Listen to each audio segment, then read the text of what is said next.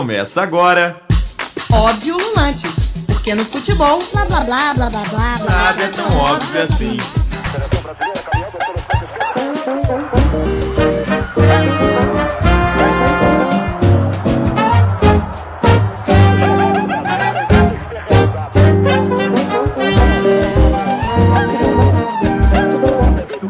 Foi bem na gaveta um pombo sem asas lá da meia-lua. O guarda-metas não pôde sair nem na fotografia. A gorduchinha caprichosamente voou toda nua pra descansar onde a coruja dormia. Mas que belo petardo aquele bate-pronto de primeira. Foi uma pancada que acordou a massa inteira. Uma chinelada que pegou na veia, raspando no pau. Olá, boa noite pra você ligado na rádio FMG Educativa. Começa agora Óbvio Ululante, ao vivo pelo 104,5 FM ou pelo www.fmg.br/rádio. Eu sou o Rafael Miguel e nós vamos juntos até às 7 horas da noite falando de muito futebol. E a gente abre com o jogo de final, Dudu Nicásio e Vanderlei. Muita entortada rolou. E foi num contra-ataque onde o craque de novo desequilibrou. Vixe Maria. E você pode participar nas nossas redes sociais, twitter.com/óbvioufmg e também na nossa página do Facebook Óbvio Ululante. E o programa é uma tabelinha entre a Rádio UFMG Educativa e o GFUT, grupo de estudos sobre futebol e torcidas da Escola de Educação Física, Fisioterapia e Terapia Ocupacional da UFMG. Os trabalhos técnicos sempre de Breno Rodrigues e Thiago França, com coordenação de Judson Porto. E hoje do GFUT aqui com a gente, o TJ. Valeu, TJ. Mais um programa aqui com a gente e também nossos convidados de hoje. Hoje a gente recebe aqui o seu França. Boa noite, seu França, que participou, né, da construção do Mineirão e até hoje trabalha no estádio. É um prazer ter o senhor aqui com a gente, seu França. Uma boa noite a todos e o prazer é meu estar aqui participando desse programa e falando do Mineirão, que o Mineirão, queira ou não, é a minha segunda casa, hein? Foi a minha vida e estou lá para contar as histórias e trabalhando lá juntamente com o nosso coordenador geral lá do museu, que é o Thiago, que também é um catedrático também na história. E não tem nem palavra para agradecer o entusiasmo que eu estou aqui e estou às ordens de vocês para as perguntas que vocês quiserem fazer sobre o Mineirão. Valeu, seu França, é um prazer ter o senhor aqui com a gente. Também com a gente, seu França já falou, né? O Thiago Costa, coordenador do Museu do Mineirão. Boa noite, Thiago, também é um prazer ter você aqui com a gente, que você já é de casa, né, aqui do programa. Boa noite, eu que agradeço o convite e a oportunidade da gente contar um pouquinho mais de histórias do Mineirão. Valeu, gente, valeu, 6 horas 12 minutos. Fique ligado, Óbvio Ululante dessa quarta-feira, dia 3 de junho, está apenas começando. futebol e arte. A gente abre com o futebol e arte. Boa noite, TJ. Boa noite, Rafael. Boa noite, querido ouvinte. Aquele beijo no cérebro de sempre. Então, hoje eu vim aqui, preparei um futebol e arte pra gente, com um livro de memórias de um personagem folclórico do nosso futebol brasileiro. Acho que a gente não tem hoje um boleiro como Marcos André Batista Santos. Sabe quem é essa figura? Então, ele é um contador de causos do naipe do nosso querido Andrezão, que sempre conta os causos. Aquele é contador de história, viu? É um contador de história do mesmo naipe, assim, é esse Marcos André. Ele nasceu em Nazaré das Farinhas, na Bahia, e foi revelado pelo Vitória. Ele foi campeão mundial pela seleção no ano de 2002 e coleciona a passagem por histórias, né, por vários clubes brasileiros. Mas ele se destacou mesmo como ídolo no Corinthians. Então quem acompanha futebol já deve estar sabendo de quem eu estou falando, né? É o Vampeta. E o livro é Vampeta, Memórias do Velho Vamp, sem cortes.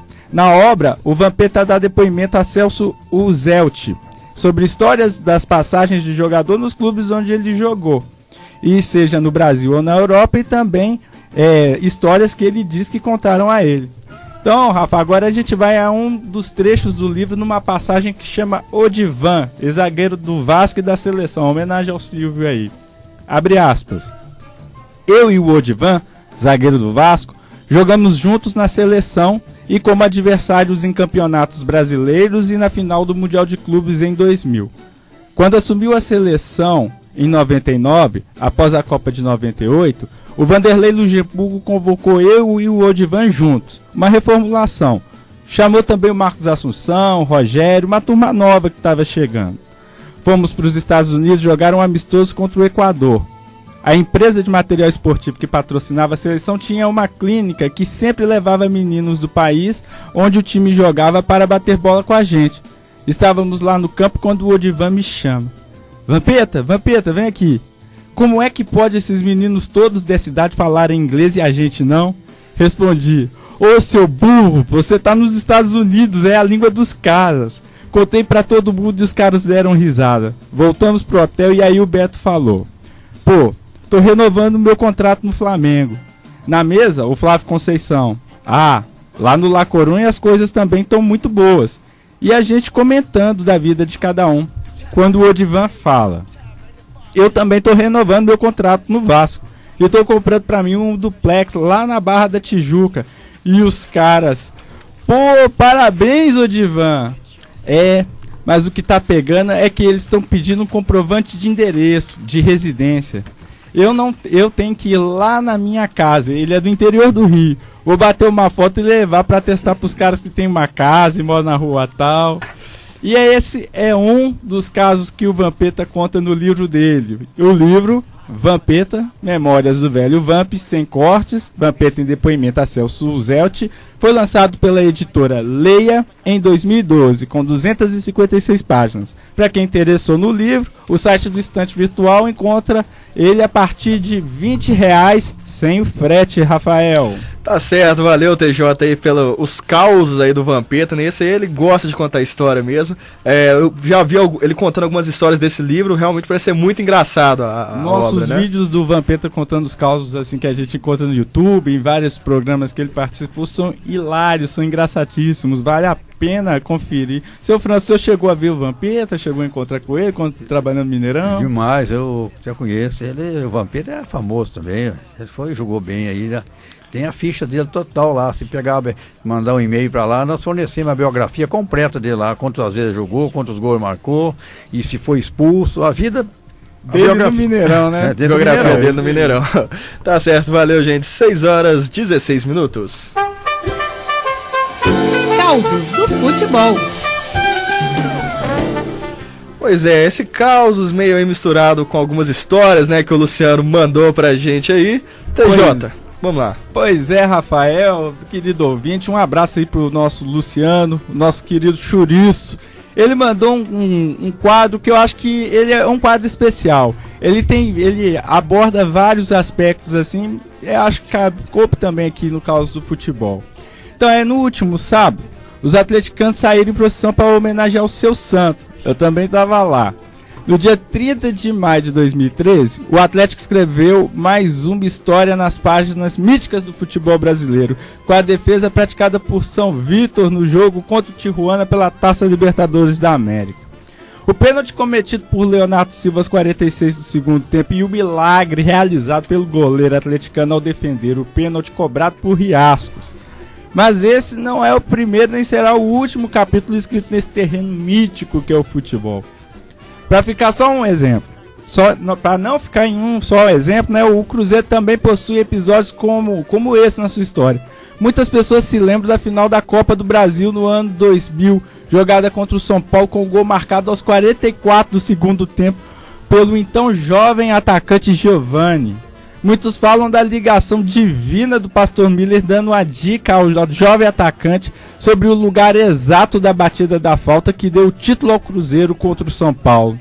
E falando em intervenção divina, outro capítulo é a intervenção da mão divina de Diego Armando Maradona no jogo épico contra a Inglaterra no Estádio Azteca durante a Copa de 1986.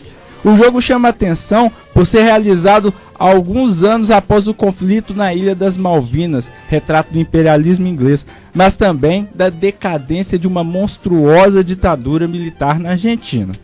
Maradona escreveu com seus pés e mãos divinos um capítulo ainda lembrado pela belíssima narração do uruguaio Victor Hugo Morales. Para não alongar mais, deixo aqui uma pergunta para nós aqui, os parceiros do Óbvio Lulante, para todos, né, também vocês ouvintes. Vocês se lembram de alguns outros capítulos míticos na história do futebol mundial? E ainda aqui um pós-scriptum. Não esquecendo nunca de agradecer aos deuses e deusas do futebol. Seguiremos dançando e cantando sua invenção. Valeu, TJ, então aí pelo quadro do Luciano aí, dessas histórias míticas do futebol. Tem alguma coisa que você se recorda, ô seu França, assim, parecido aí com esse gol do Cruzeiro, por exemplo, na final da Copa do Brasil? Olha, mas já teve vários gols lá, igual jogos assim que se destacaram. Eu tenho um que é o São Paulo, o Atlético São Paulo, que o Atlético foi o campeonato de 77, disputado em 78, primeiro tempo 0-0, segundo tempo 0-0, na prorrogação 0-0, nos pênaltis João Leite defendeu 2 pênaltis, aí o Tereza foi bater o primeiro pênalti, chutou a bola para fora, e o outro jogador, eu não me lembro, parece que foi o Vanderlei, que acabou o São Paulo vai ganhando o título em cima do Galo aqui, por 3-2. Ô, seu Fran, mas isso é uma memória muito ruim pra nós, atleticanos. Mas é um momento épico, mas pelo menos também o Cruzeiro também teve vitórias, o Galo também teve muita vitória no Mineirão também. Aí, Thiago, você também lembra de alguma assim que te marcou mais? Tem várias assim, mas eu acho que eu tenho uma memória triste essa de 87, quando o Atlético perdeu a semifinal da Copa União pro Flamengo de 3-2, aqueles gols do Renato Gaúcho, mas tem essa recente, né, 2013, com a final da Libertadores, e eu acho que muito do ano passado, a Copa do Brasil, com os jogos em cima do Flamengo e do Corinthians. Aquele 4-1 em cima do Corinthians foi pra matar do coração, aquilo ali foi sensacional. Não, e foi ótimo ter sido em cima do Corinthians, porque o meu momento épico assim no Mineirão foi um Atlético e Corinthians, 1994, semifinal do Campeonato Brasileiro, que o Atlético sai perdendo e o Reinaldo marca 3 gols em cima do Corinthians. Aí aquele foi um jogo assim, divisor de águas na minha vida como atleticano, assim, mais de 90 mil pessoas no Mineirão. Eu fui sair de casa sem ingresso. Eu e meu pai, a gente comprou ingresso na hora, a gente foi de geral. A geral balançava, de tanto que a torcida pulava, e o Atlético fez aquele jogaço. Aquele foi um momento épico, um jogo épico pra mim. Esse está no meu patamar de cima, principalmente porque esse jogo foi no dia de um aniversário meu. Então foi muito legal. 6h21, a gente chega ao fim do primeiro bloco do Óbvio Ululante. Vamos para um rápido intervalo, já estamos de volta. Desliga não, desliga não, desliga não, desliga Óbvio Ululante, porque no futebol, blá blá blá blá blá blá blá. Nada é tão óbvio assim.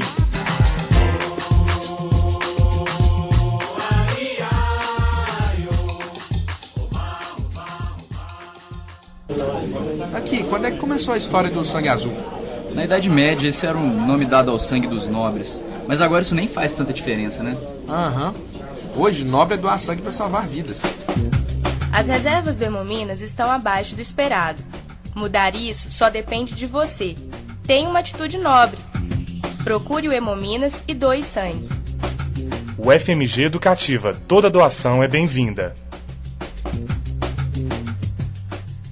Você está ouvindo Óbvio Ululante, porque no futebol, blá blá blá blá blá blá. Nada é tão óbvio assim.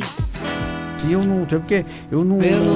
De volta para o segundo bloco de Óbvio Ululante aqui na Rádio FMG Educativa, 6h22. Fique ligado, 104,5 FM. Aqui os nossos convidados, Thiago Costa e também Seu França. Pessoal, ô Thiago, começou na semana passada o projeto O Mineirão é Nosso, né? Inclusive teve as traves lá na Praça da Liberdade, né? Exatamente. Conta pra gente um pouco desse projeto. Foi lançado, né, a partir da contagem regressiva, né, progressiva, né, de 100 anos para 100 dias para os 50 anos do Mineirão. Chegaremos aos 100 anos do Mineirão ainda. Não, é 100 dias, né, para no dia 5 de setembro agora a gente comemorar os 50 anos do Gigante da Pampulha. E aí foi lançado, né, com esse gol e com a bola lá para dar um pontapé inicial, simbólico, né, para essas comemorações, e foi aberto um portal colaborativo, né, mineirão50anos.com.br, que é um portal colaborativo onde as pessoas vão inserir as suas experiências, porque o futebol é experiência, né, e a memória, ela precisa trabalhar o tempo inteiro essas ações de preservação da memória, né, então a gente precisa um espaço para difusão e para a guarda dela. Então, esse site que foi lançado na semana passada, na sexta-feira passada, justamente com esse intuito, né? O cara tem a ficha lá, ele pode recordar os dados, né? As fichas lá que o seu França processou, e a partir dali puxar o link, lembrar de algum momento. Não precisa ser particularmente um gol, né? Algum momento, alguma jogada. O não gol também é muito lembrado. Então, eu acho que a ideia é justamente essa, trazer o Mineirão para a afetividade, essa memória afetiva. Você falou aí das fichas do seu França, né? Ô, seu França, você estava contando aqui pra gente antes do programa, você tem tudo guardado, né? De todos os jogadores, tudo que passou pelo Mineirão nesses anos. Todos aqueles que jogaram no Mineirão têm um nome registrado. As fichas estão todas preservadas do primeiro jogo, de 5 de setembro de 65 a 6 de junho de 2010. Durante 45 anos praticamente. Qualquer jogador que vocês pedirem lá a biografia, nós temos condições de informar. Quantas vezes jogaram, o que aconteceu com ele lá dentro. E quando começou era tudo à mão, máquina de escrever, tinha nada de computador, né? Eu não pergunta qual time que eu torço, eu torci para o futebol mineiro. E eu desconheço uma pessoa que trabalhou ou trabalha igual eu, mais de 52 anos em prol do futebol mineiro. Tem até eu tô com uma audiência prestes a acontecer com o presidente da Federação Mineira para saber quem é uma pessoa que trabalha 52 anos em prol do futebol mineiro. Desconheço alguém. Porque naquela época não tinha a tecnologia que nós temos hoje. Tudo foi feito na base mecânica. Eu falo até mecânica, as roletas eram mecânicas para controlar o público. E eu para controlar aquele público que não pagava. O estádio tinha 14 portões. Cada portão tinha uma roleta para a criança, tinha uma roleta para as autoridades e também para a imprensa, que não é o que não pagava o ingresso. E ali, quando começava o jogo, antes do jogo, eu tinha uma planilha de todos os portões, entregava para o responsável da portaria, com iniciantes das roletas. Roleta mecânica, que tinha 5 dígitos, que tinha uma roleta lá até para as pessoas verem lá no museu.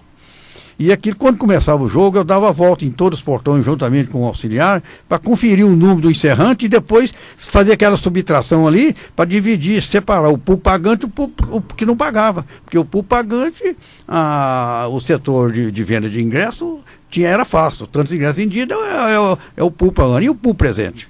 Somar aqui na máquina de facite, aquelas máquinas tudo mecânica, e muitas vezes eu somava na memória, subtraía, para divulgar o público presente, era tanto. Aí eu somava, nós soltávamos uma planilha para todo profissional da imprensa, com ali a planilha do bolderô completo, com o público presente e o público pagante. É um trabalho de memorialista que o seu França fez. O seu França fornecia os dados para o Tião das Rendas. O Tião das Rendas, falar nele, o saudoso Tião das Rendas. E ele queria, muitas das vezes, França, libera para mim o público presente, porque eu falei, Tião, primeiro, nós temos o serviço de alto-falante, até hoje tem uma locutora lá, até muito atuante também, a Luciana, a Poliana. E eu falei, Tião, não posso. Primeiro, o serviço de alto-falante da dengue, por intermédio do locutor, que ele vai informar o público e a renda. E o público presente. Aí, por fim, ele desistiu de ficar me pedindo, porque ele também pegava alguma coisa com a gente lá, mas ele acabou ficando com esse nome de o Tião das Rendas, é o homem que previa a renda do jogo e o público.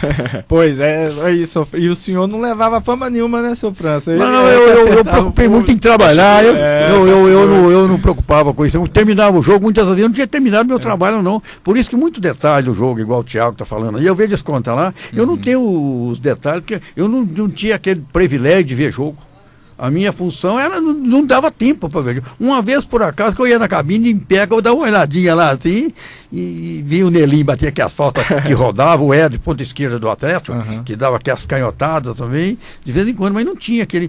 Por isso que eu não aprendi. Mas eu ouço rádio, e assisto televisão e leio o jornal, porque eu estou dentro do futebol. Não tem como eu fugir. Agora, eu torço pro futebol mineiro. Bater palma para time, eu não consigo. Eu tinha vontade de ser agora. Sofre muito, viu? O torcedor cruzeirense, o atleticano, ele sofre muito, que eu tenho lá em casa, atleticano e cruzeirense. Ô, seu França, e o senhor também, trabalhou na construção do estádio, né? Ah, pois é, eu não posso esquecer como eu cheguei no Mineirão. Um rapazinho novinho, lá da zona rural da cidade de Papagaio, chama-se Riar de Areia, que eu saí de lá, mas lá não saiu de mim. E cheguei no Mineirão, aquele rapazinho da roça, e eles falaram assim, ó, esse nós precisamos dele.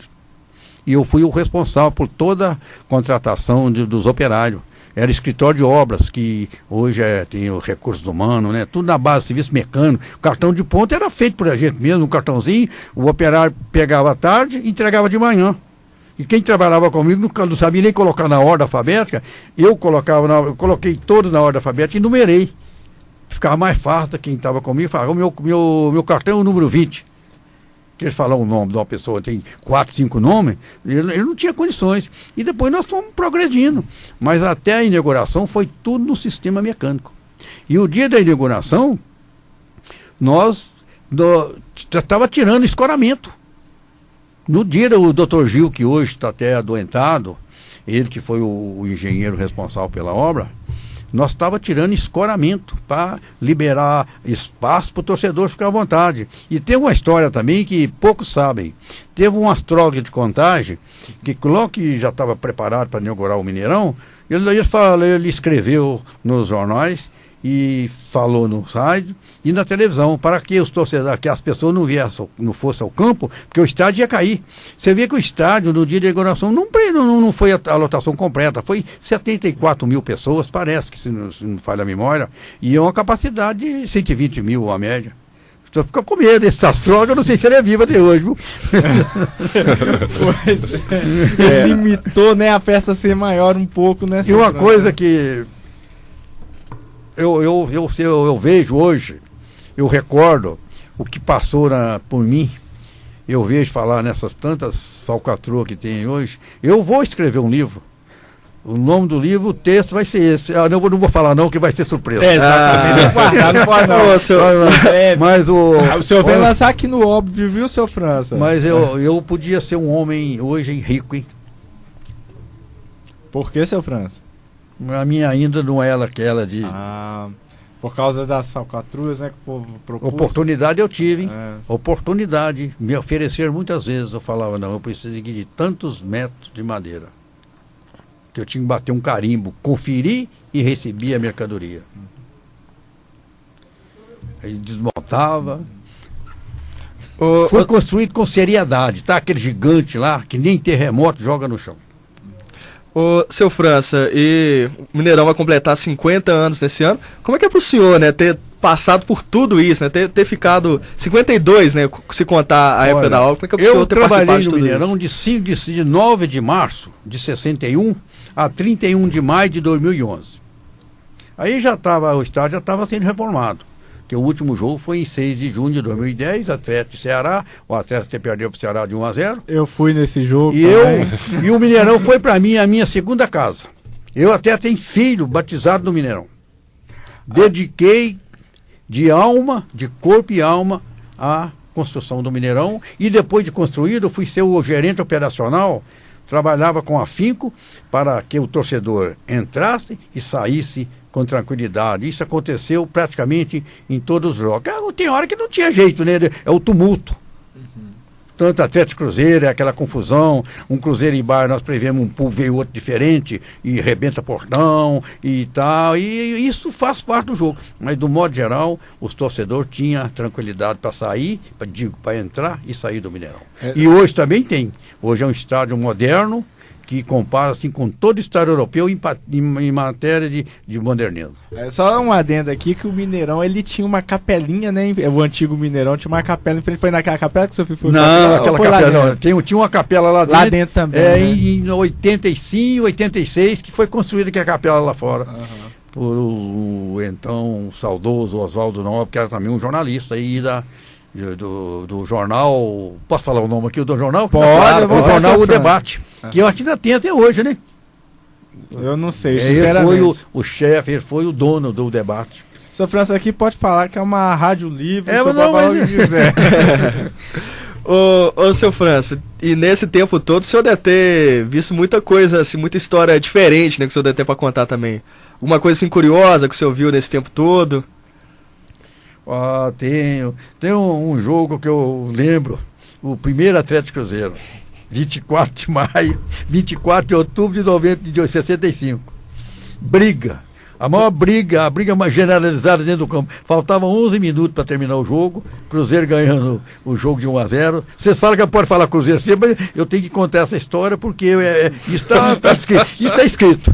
O senhor gosta muito de contar a história do Galo se ferrando, seu França, pode não? Mas o Galo tem muita vitória também. Mas houve um pênalti de Teixeira, Luiz Almeida do Cruzeiro. O juiz era o Juan de La Passion Artes. Diz que o pênalti não foi legal. Os jogadores do Atlético não concordaram, agrediram o juiz, não deixaram bater o pênalti. Todo o time do Atlético foi punido. Mas foi uma briga generalizada. Até a agenda geral pulou para dentro do campo. Capacete de soldado voava. E a gente, né, fala muito, né, do fenômeno do futebol, foi justificativa muitas vezes para poder tomar algumas medidas ainda mais restritivas, né, em relação aos torcedores. É uma coisa que acompanha a história do futebol, essa questão da violência. E o Mineirão, hoje o Mineirão até não é criticado. O Mineirão antigo ele foi muito criticado, até sobre o Bolderô. Falaram, esse Bolderô da dengue tem 100 itens de desconto. A imprensa divulgava que a dengue tirava tudo do Bolderô, mas a dengue foi autossustentável até 98. Uhum. Ô seu França, mas assim, qual que é o seu momento inesquecível no Mineirão? Tem assim, o momento que te marcou mais? Foi o dia da inauguração. Porque a gente não esperava aquilo. Uhum. Não esperava, não sabia o que era inaugurar um estádio para 120 mil pessoas em Minas Gerais. Nós construímos, pegando referência com o Maracanã, o arquiteto até projetou o Mineirão diferente, porque o Maracanã é redondo. O arquiteto, o doutor Eduardo de Magalhães Ferreira, até aqui da universidade, que foi um dos projetistas dos projetos, juntamente com um do Rio de Janeiro, que faz na memória o nome, mas o doutor Magalhães Júnior Ferreira da universidade, que foi o arquiteto, projetou o estádio oval. E ficou um estádio bonito, hein? E deu uma entrevista até no dia que foi reinaugurado, que hoje nós estávamos inaugurando um estádio moderno que compara assim com estádios europeus, em modernismo. Mas há 47 anos foi inaugurado um estádio mais moderno do mundo e o segundo em tamanho, que o primeiro era o Maracanã. O arquiteto era o Gaspar Garreto, e o Eduardo Mendes Júnior. Daqui da universidade. Ô seu França, né, e alguns dias atrás eu conversei com o Buglé, né, que foi o autor do primeiro gol do Mineirão. Ele disse que naquela época, quando ele fez aquele gol, ele ainda não tinha ideia, né, de que aquele gol ia ser lembrado até hoje, do tamanho do feito que ele tinha naquele dia. Você imaginava naquele dia de ter inaugurado o Mineirão, o senhor imaginava que o estádio ganharia tanta importância, né, que ele tem hoje, até de sediar, por exemplo, uma semifinal de uma Copa do Mundo? Pelo volume da obra que foi feita, a gente e a experiência que a gente foi tomando em Deus daquele rapazinho que foi chegando e participei ativamente de tudo. Quando chegou aquele jogo eu falei, o Mineirão vai ser um palco de alegria para muita gente. E foi durante 45 anos. Deu muita alegria, deu muita tristeza. Tanto o Atlético teve os seus dias de glória, o Cruzeiro teve, e também os dias de tristeza. Você via muitos jogadores lá, torcedor, chorando na arquibancada, conforme o time perdia. Tanto o Atlético como o Cruzeiro.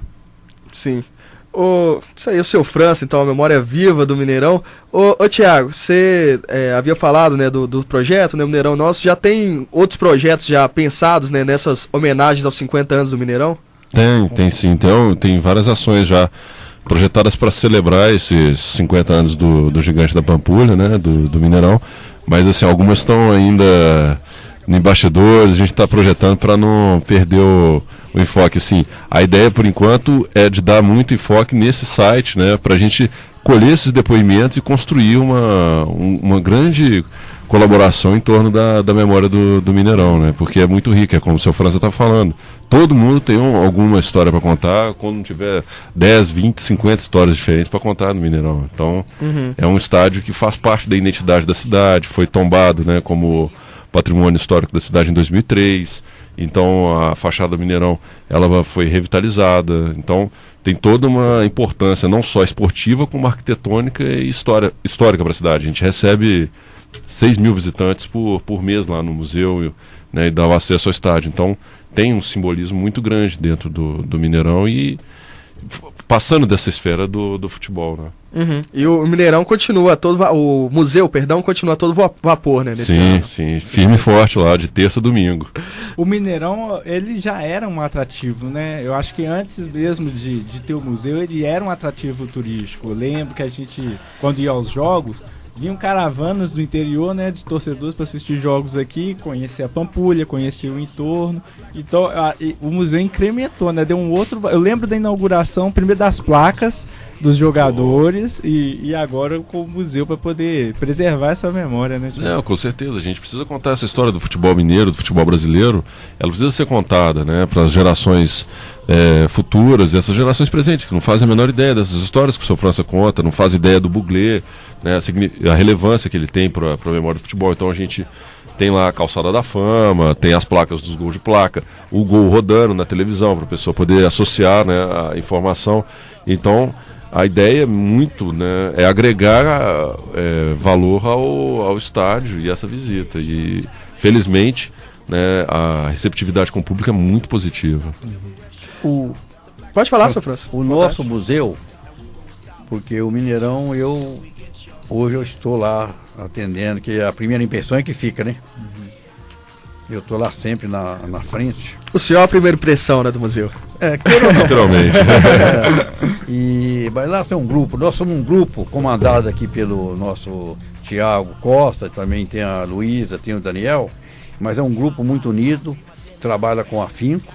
Hoje eu até perguntei hoje conversei com ela, se estava satisfeito com aquele grupo. Nós estávamos reunidos lá, falou, não, nós estamos muito satisfeitos, porque é um grupo que trabalha unido. Lá, se eu errar lá na frente, todos erram, caralho. Mas o Mineirão antigo também tinha visita, era muito visitado, embora não igual hoje, né? Nós não tínhamos o acervo que a gente tem hoje para mostrar. E eu acho que eu quero ir em São Paulo, quero ir no Rio para ver, mas eu acho que melhor que o nosso não tem, não. O acervo que o Mineirão tem hoje sobre o futebol, eu acho que é para mostrar ao vivo, assim, não é o computador e muitas coisas ficam escondidas. Não dá para mostrar, eu acho que não tem, não, no outro estádio, não. Seu França, eu tenho uma pergunta até que eu recebi aqui de um amigo meu, nosso querido ouvinte, o Yuri Vitor, o Bart. O senhor conheceu muitos radialistas nesse tempo no Mineirão, pessoal da imprensa? Olha, eu tive contato com todos. Com todos? Todos aí, todos me conhecem. O senhor chegou a conhecer Odemar Figueiredo? Assim, da Rádio Inconfidência na década de 60. Deu trabalho com o Alair Rodrigues? Provavelmente. O Jair Antônio Lima, que narrou muitos jogos pela Inconfidência, e depois viu o Jugusta, daí você falou, vamos falar na Inconfidência, Jugusta, e vários repórteres passaram pela Rádio Inconfidência, com o saudoso Paulo Roberto, o último nome dele eu me esqueço, e o Tony José, que também está vivo até hoje, e quase todos os repórteres que estão hoje na Itatiaia e passaram pela Inconfidência. Pessoal, pode falar, Thiago? Pelo menos lá no museu a gente fez uma referência, né, na lista que a MCE passou pra gente desde a criação dela até julho do ano passado. Tem o nome de todos eles, são quase 3 mil nomes dentro do museu. Pô, é muita gente. E ele, aproveitar aí, tá mandando um abraço aí pra vocês dois, pro Thiago e pro seu França. Um abraço pra eles. Valeu, pessoal, 6 horas 42 minutos, o papo tá muito legal. Infelizmente a gente tem que ir pra mais um intervalo. Já estamos de volta com mais Óbvio Ululante. Desliga não, desliga não, desliga não, desliga Óbvio Ululante, porque no futebol, blá blá blá blá blá blá blá. Nada é tão óbvio assim.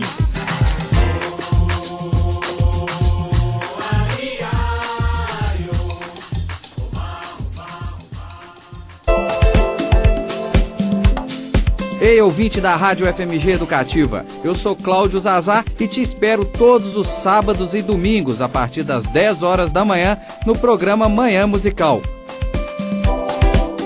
Manhã Musical você só escuta aqui na Rádio FMG Educativa, a estação do conhecimento. Até lá! Você está ouvindo Óbvio Ululante, porque no futebol, blá blá blá blá blá blá blá. Nada é tão óbvio assim. 6 horas 43 minutos, de volta para mais um bloco de Óbvio Ululante ao vivo pela rádio FMG Educativa. Continue ligado 104,5 FM. Hora de conferir mais uma criação sonora de Felipe Assunção. Charge sonora. O som da imagem e a imagem do som.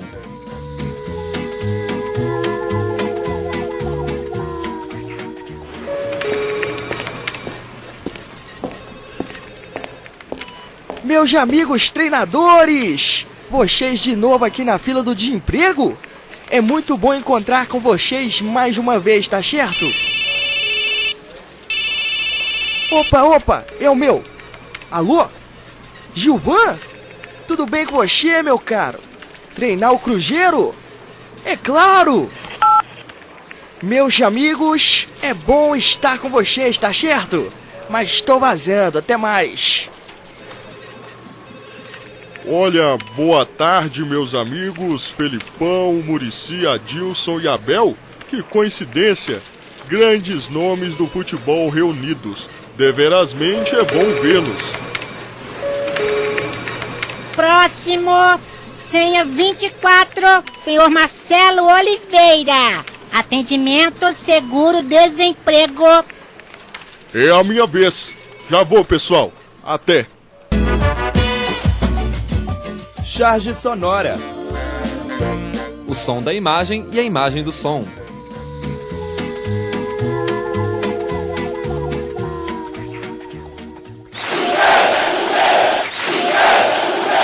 Dizem que somos loucos da cabeça. Pois é, né, pessoal? Aí um dia, né, o Marcelo Oliveira foi pra fila do desemprego e o Vanderlei Luxemburgo, né, assumindo o Cruzeiro. Deverasmente eu não consigo entender essa, viu? Porque, embora o Marcelo, né, a gente estava comentando antes, conversando com o Pacífico, o pessoal comenta que ele manteve o mesmo esquema tático para jogadores que não conseguiriam cumprir as funções, né, dos jogadores que perder e tal. Eu não acho que ele é o grande culpado da fase do Cruzeiro. Pelo contrário, Marcelo Oliveira, ele fez assim um trabalho muito bom. Acho que ele marcou o nome dele, né? Marcou o nome dele na história do Atlético e marcou o nome dele na história do Cruzeiro como técnico.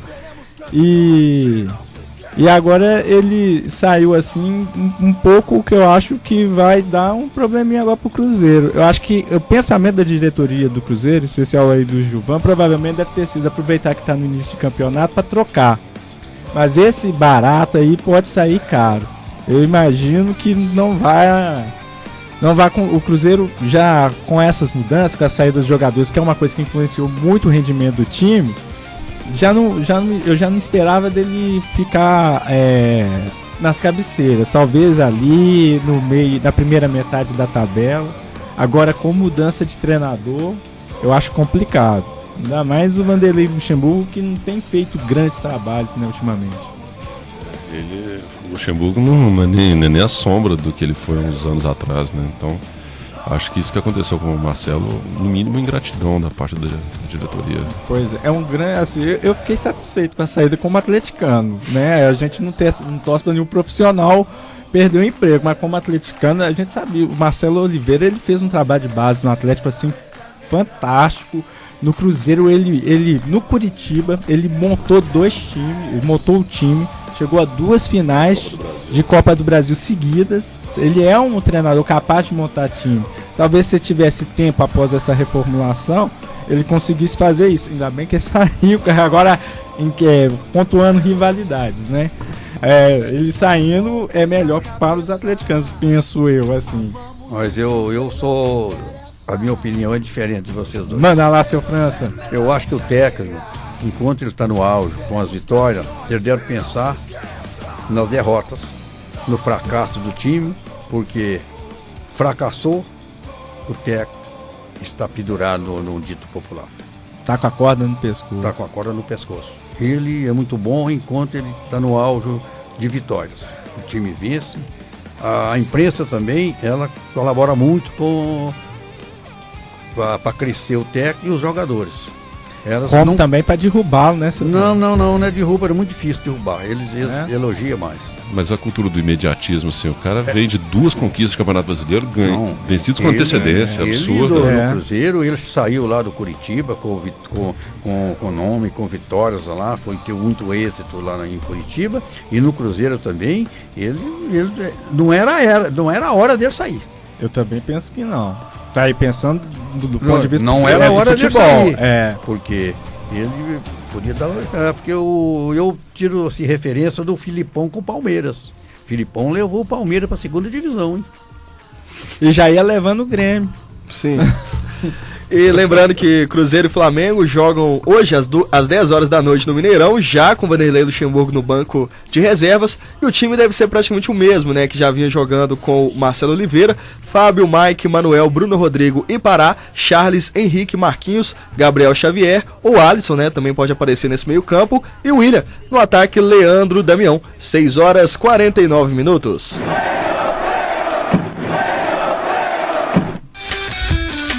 O América engatou em uma sequência de 3 vitórias consecutivas. Ontem bateu o Sampaio Corrêa em casa, gol de Marcelo Toscano, e agora subiu para o 4º lugar. O América volta a jogar agora na sexta-feira contra o Náutico em Pernambuco. Coelho aí que agora, depois de um começo difícil, né, conseguiu, enfim, aí entrar nos trilhos, né? E a Sara que deve estar vibrando lá na Argentina, né, TJ? Pois é, a Sara vibrando lá, e ontem a torcida do América fez um barulhinho legal lá na Independência, deu pra ouvir lá de casa, viu? O pessoal comemorou bastante esse gol do Marcelo Toscano.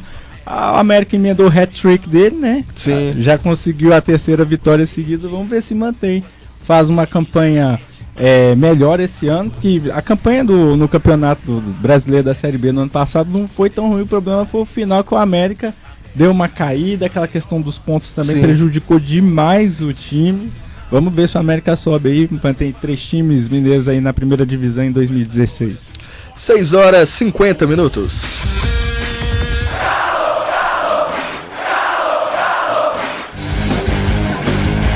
O Atlético, que entra em campo hoje também, né, joga fora de casa contra o Avaí. O Galo precisando, né, de melhorar o que foi a pedra no sapato nos últimos anos no Brasileiro, né, a campanha fora de casa. O Atlético, incrível, né, mesmo com bons times nos últimos anos, sempre com essa campanha problemática fora de casa. E hoje com essa partida lá em Florianópolis contra o Avaí. Pois é, a partida contra o Atlético Paranaense deu uma esperança do time mudar nesse sentido, porque o time deu mole, perdeu por bobeira, porque jogou bem, dominou o Atlético Paranaense, mas não trouxe a vitória. Contra o Vasco, eu tava lá, eu descobri que um monte de gente tava naquele jogo também, Luciano foi, eu encontrei com o tio Fio lá sem a gente ter combinado, enfim. Era um jogo bom para quem não é sócio torcedor comparecer. Mas a esperança, o Atlético tá jogando bem, tá com o time encaixadinho, a lateral direita, que era nosso problema, parece que deixou de ser. Eu que xinguei, que critiquei demais o Patrick aqui.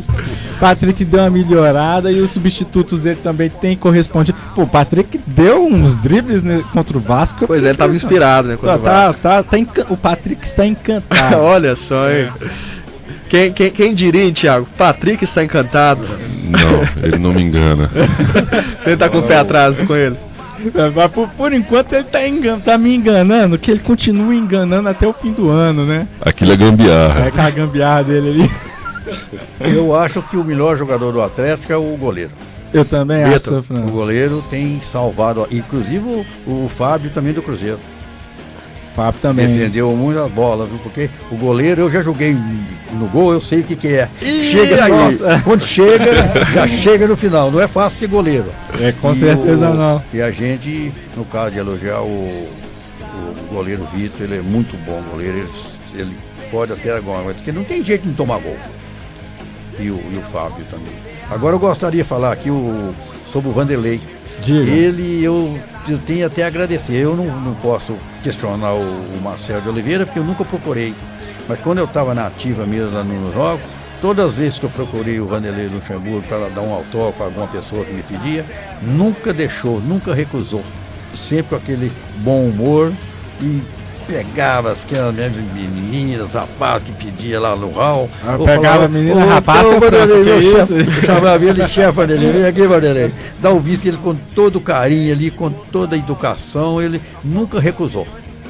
Isso eu não posso deixar de fazer esse elogio para ele. Agora, como técnico, ele vai depender muito de quem ele tem lá para julgar. Bacana, seu França.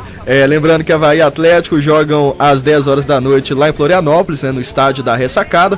O Galo, que deve ter praticamente o mesmo time que jogou contra o Vasco, a não ser o Dátulo, que não joga. Leandro Donizete entra no meio-campo. Vitor Patrick, Léo Silva, Gemerson e Douglas Santos, Leandro Donizete, Rafael Carioca, Luan, Giovanni Augusto e Thiago Ribeiro, Lucas Prato. Agora 6 horas 54 minutos, rápido intervalo, já estamos de volta com mais Óbvio Ululante. Desliga não, desliga não, desliga não, desliga Óbvio Ululante, porque no futebol, blá blá blá blá blá blá, nada é tão óbvio assim.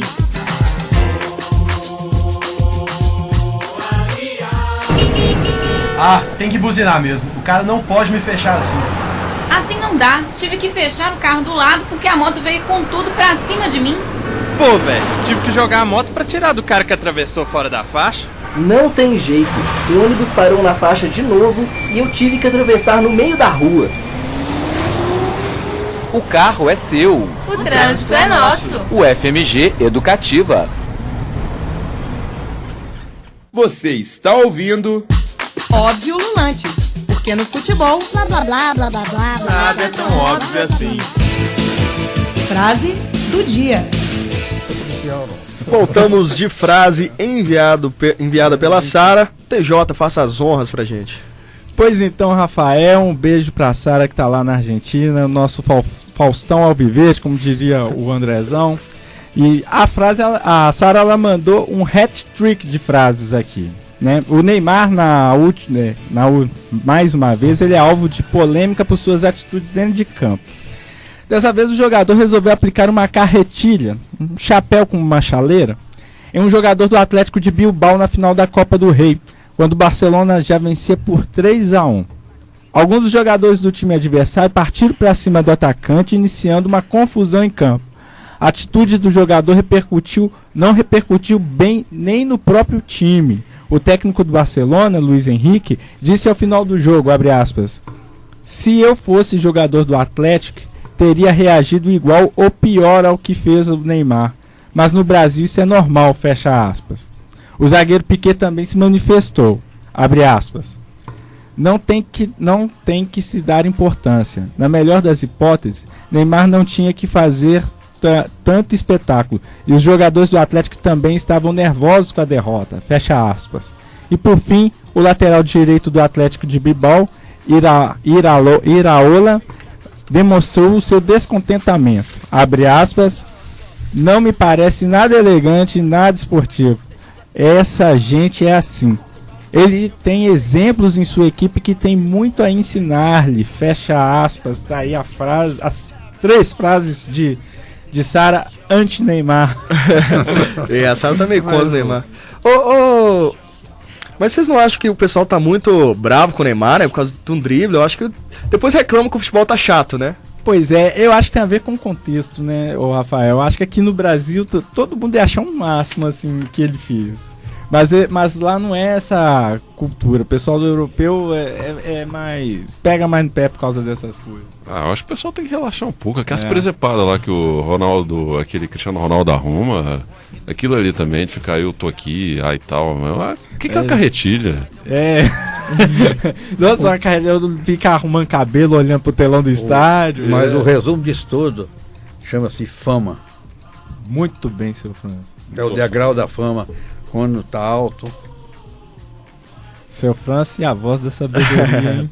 Esse aí sabe tudo. 6 horas e 57 minutos. Infelizmente, esse programa tão legal de hoje tá chegando ao fim, né? Gostaria de agradecer demais a presença de vocês aqui com a gente.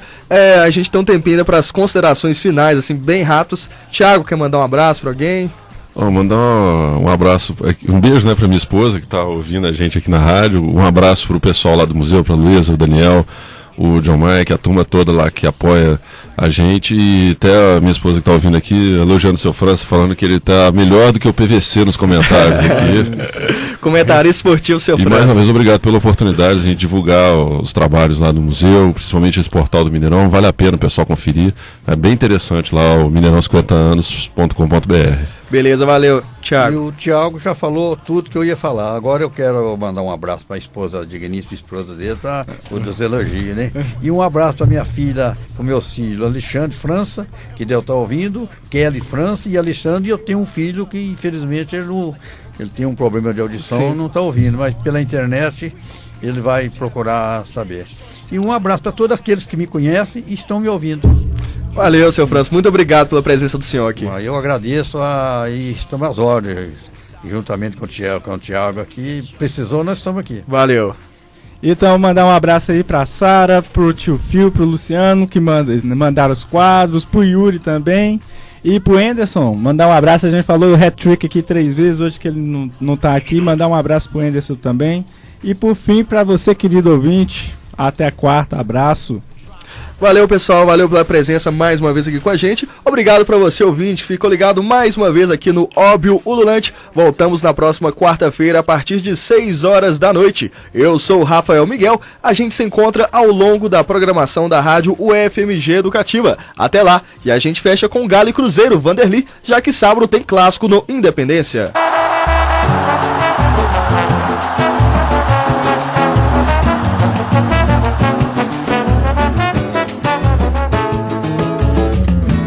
Preta não fala comigo desde 1º de janeiro.